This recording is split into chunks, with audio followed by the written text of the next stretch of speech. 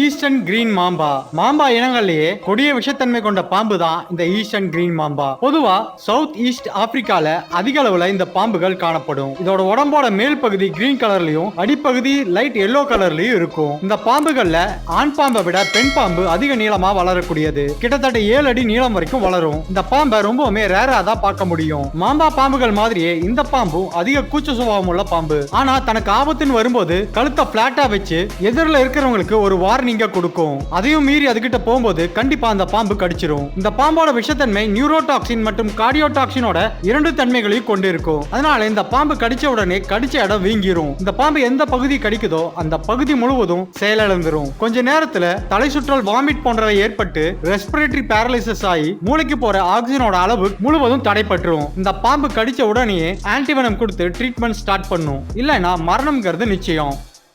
eastern green Mamba